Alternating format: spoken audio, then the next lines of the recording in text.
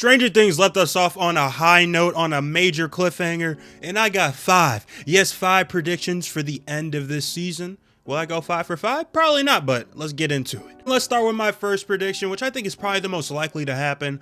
I think that Max is going to be the one that saves the 12 children from Vecna's reach, from Vecna's grips, from his grimy hands. I've already seen a quote out there from Sadie Sink that says that Max's story is heartwarming and has a nice ending to it. So I think that that is going to be her story. Her story is going to be helping these children get the hell out of Vecna's reach. How that's going to happen, not exactly sure, but I can kind of theorize a little bit. I've noticed in the trailers that Lucas is carrying Max's comatized body.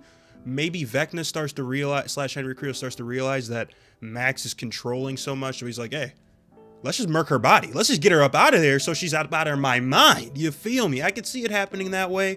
But either way, I think that Max is going to be the one to save these children. Going off the children, though, are these 12 children going to have powers? I mean, the way Vecna explained everything to Will, it seemed as though Will was the first of the 12 to gain their powers. So are we going to slowly but surely see the rest of these 12 kids get powers like Vecna? Honestly, don't know how I'd feel about that whatsoever. I don't know if that would be doing too much.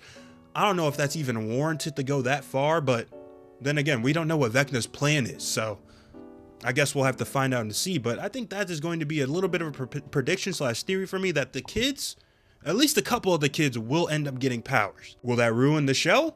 I don't know. We're going to have to see how they handle it, but we'll see, man. Either way, insane. That's making me pretty sad to think about. One that I don't even want to say out loud.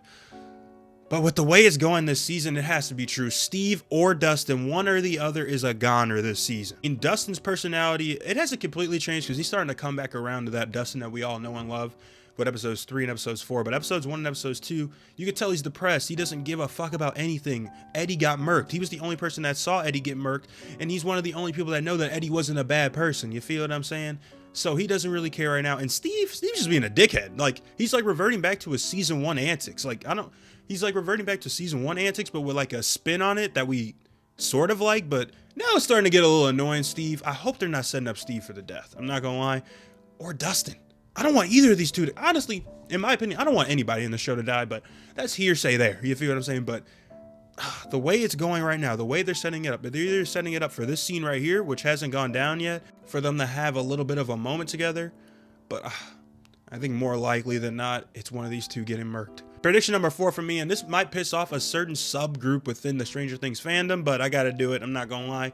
I do not think that Will and Mike is gonna happen. I think the scenes we're getting with Will and Robin, and I think this is perfect actually, Robin being the one to help Will go down his journey when it comes to coming out and really owning it. You feel what I'm saying? I don't think this necessarily means that he has to tell Mike that he loves him, that he has to be with Mike at the end of the show and that 11 has to get murked off for that to happen. Nah, this could just be a moment in time where Will realizes, hey, I may like Mike right now, but I don't have to be gay because I like Mike. That's just me. You feel what I'm saying? Like, Mike isn't the only person I have to, like, you all get what I'm trying to say here. I'm just yapping. At the end of the day, his sexuality does not revolve around Mike.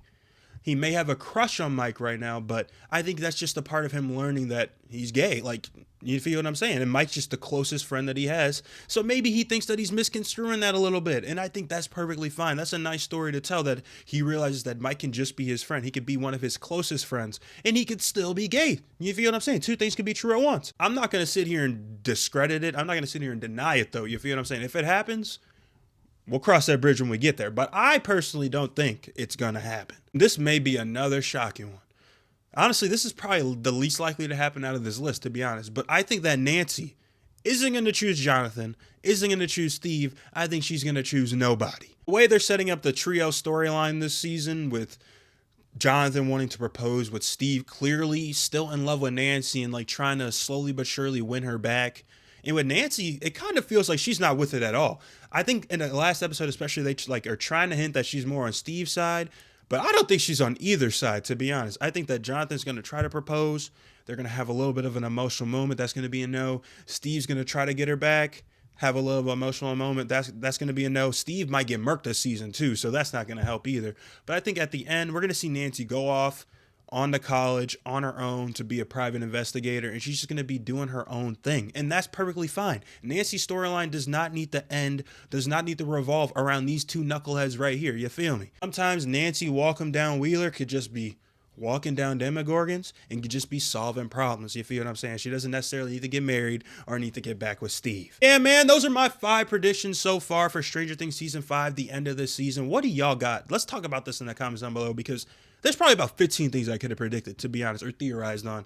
I might make a part 2. We'll see. But yeah, let's talk about this in the comments down below, man, because you know we got to talk about it. Simple.